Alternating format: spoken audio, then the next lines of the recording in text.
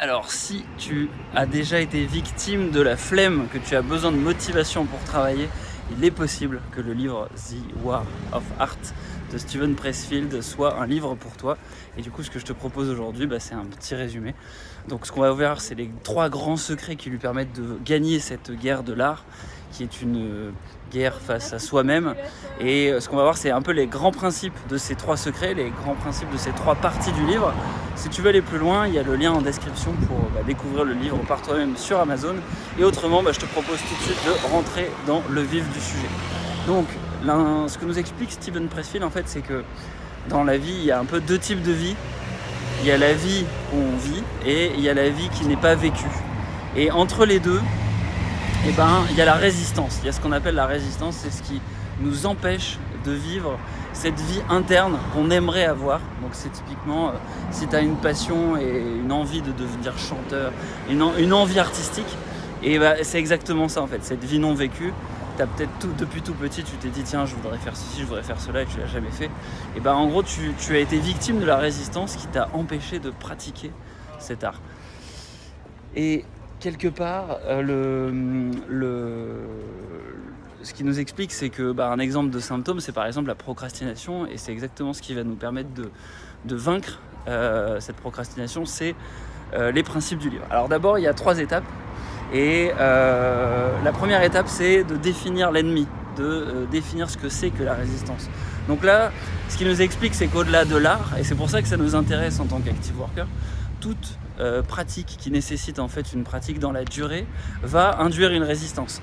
Par exemple, toutes les activités de création, les activités d'éducation, toute activité qui nécessite en gros une progression, typiquement quand tu vas faire une diète, quand tu vas faire un programme d'abdominaux, un programme fitness, etc.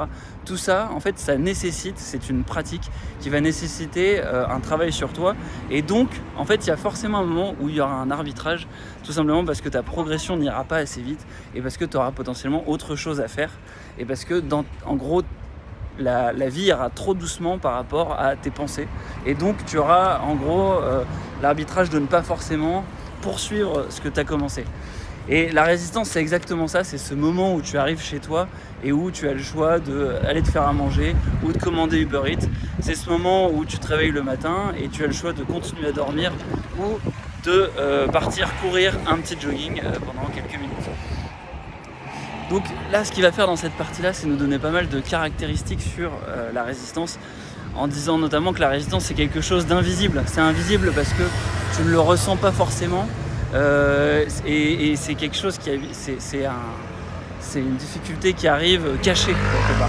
C'est interne, c'est quelque chose que tu ne vas pas dire à tout le monde. C'est pernicieux et c'est vraiment une notion de symptôme. La résistance, c'est quelque chose, c'est vraiment c'est ce qu'on appelle un peu de l'auto-sabotage. Ça veut dire que tu as les clés pour y arriver, tu as les clés, tu sais exactement ce que tu dois faire pour développer une compétence, développer une pratique, mais tu ne vas pas le faire. Tout simplement parce que tu n'as pas envie de développer ça. Ensuite, c'est quelque chose aussi d'intéressant, c'est la notion de peur. Donc il donne pas mal de caractéristiques. Là, c'est une des grandes caractéristiques, je pense qu'il faut avoir en tête.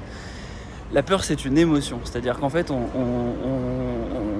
c'est souvent l'émotion qui va déclencher le fait qu'on a peur et qu'on résiste à travailler, à se mettre à table pour commencer en gros à officier notre art. Et souvent en fait ce qu'on va faire face à cette émotion qui est paradoxale, puisque a priori on a envie de réussir, on a envie d'aboutir sur notre projet, on va rationaliser des choses. Et donc tous les autres symptômes finalement ça n'est que de la rationalisation. On va se dire non j'ai pas le temps, non je dois faire ceci, non je dois faire cela. Et donc il faut faire attention à ça et ne pas être victime de cette rationalisation là. Donc ça c'était la première partie sur comprendre l'ennemi. Une fois que tu as compris ça, tu as compris que la résistance en fait c'est quelque chose qui est inhérent à la nature humaine et donc tu es obligé de la subir quel que soit le travail que tu vas pratiquer. Il y a forcément un moment donné où tu n'auras pas envie. Du coup, ce qui nous invite à faire, c'est le secret numéro 2, une fois d'avoir bien compris cette notion de nature humaine, c'est de devenir pro. Donc devenir pro, qu'est-ce que ça veut dire exactement ?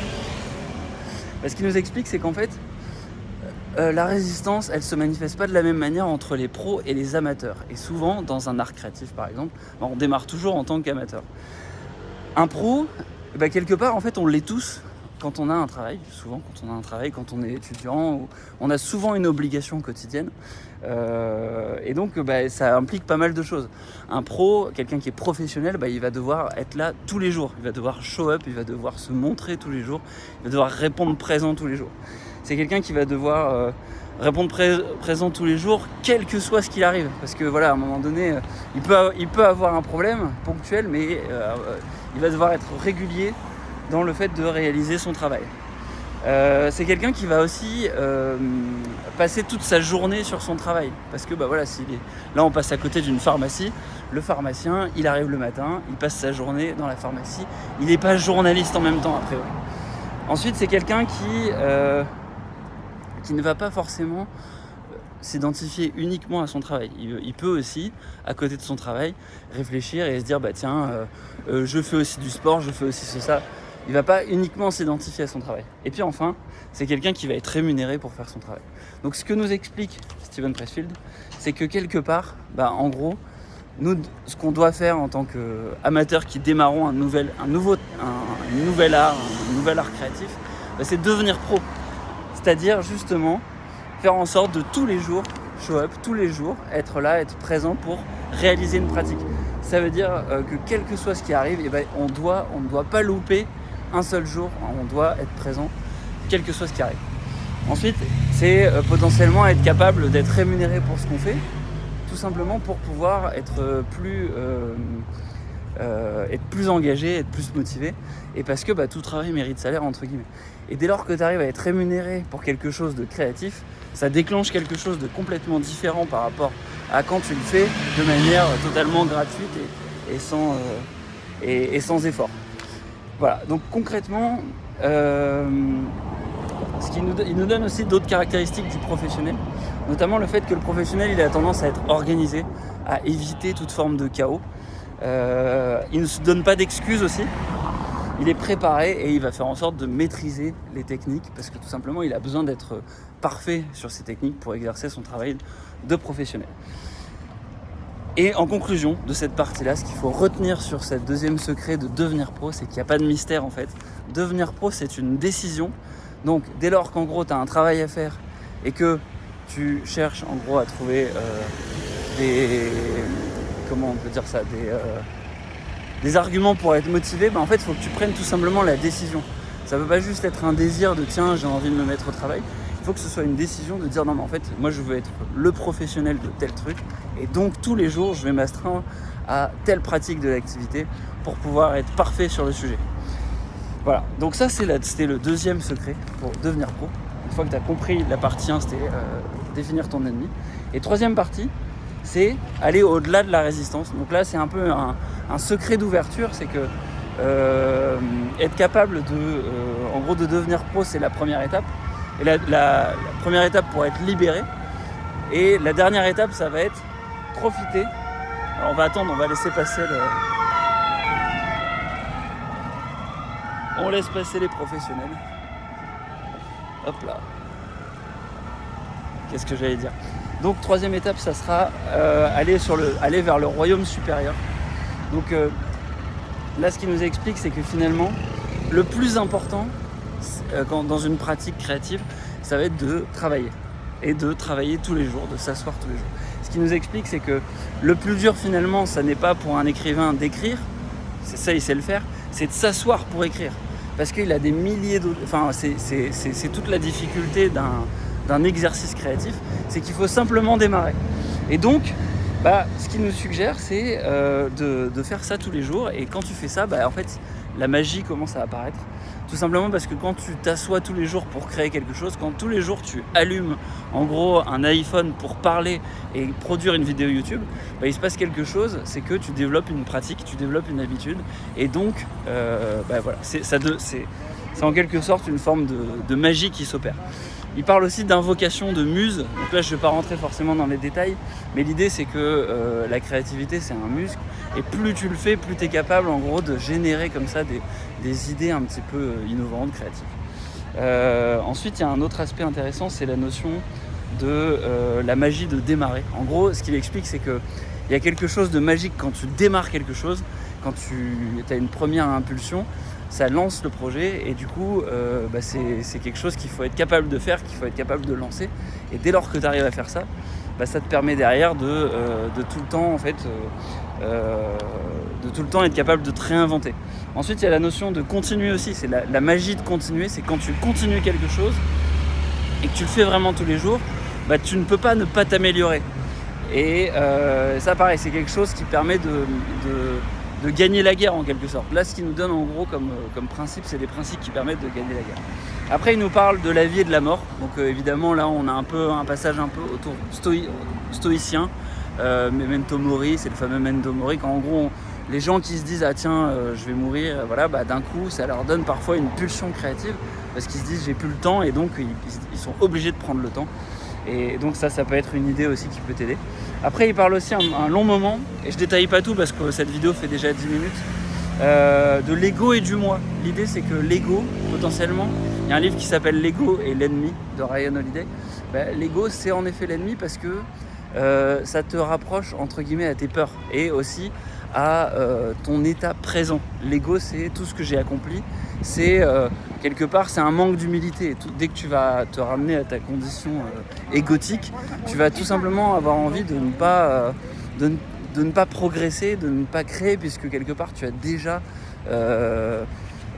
créé de grandes choses, et donc voilà, ça peut être difficile. Alors que le moi, potentiellement, c'est quelque chose qui vit dans le présent, c'est quelque chose qui va te permettre d'être ouvert à tout, d'être ouvert absolument à tout.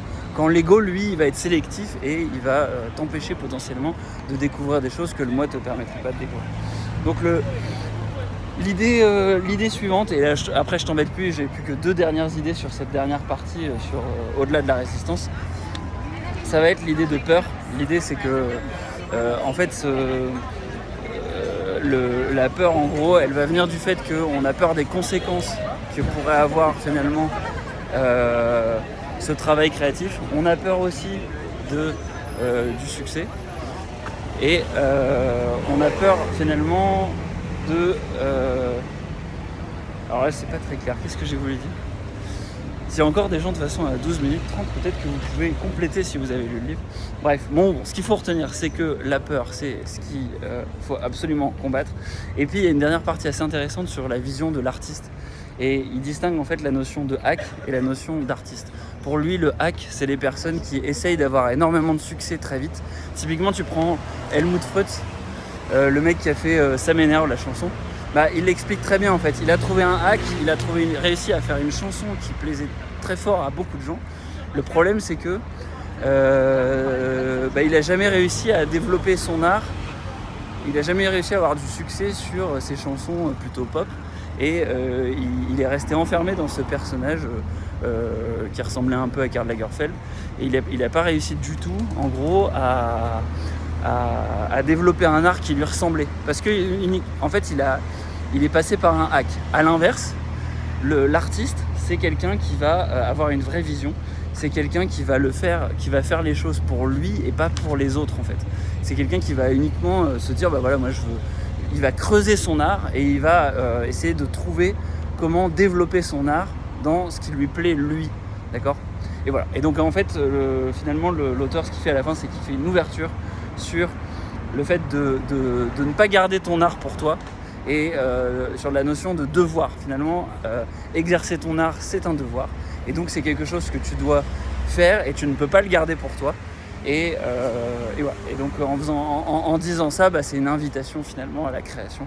Donc ce livre il est vraiment intéressant sur cette histoire de, évidemment pour tous les gens qui sont très créatifs, tous les gens qui doivent écrire, mais ça s'applique à plein de domaines. Et voilà, moi je pense que c'est vraiment un livre intéressant, donc je t'invite à aller le découvrir sur Amazon. Et puis je te dis à la prochaine, n'hésite pas à liker la vidéo, la partager, t'abonner et activer la cloche. Ciao ciao.